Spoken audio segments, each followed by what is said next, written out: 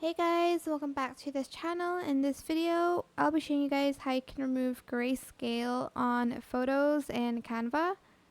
So select the photo that you want to colorize, maybe this one. And you're going to select this photo, go to edit, and you're going to select apps, and you're going to select colorize. Select open, and select colorize and replace, and it's going to now turn this grayscale image to a colorful image. You used to have to do this manually, but I'm glad there's this app that you can do. And as you can see, now there's color to the black and white photo.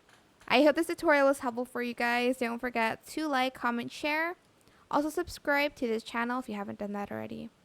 If you have any more questions about this video, just leave it in the comment section down below. I will try my best to answer them all for you guys.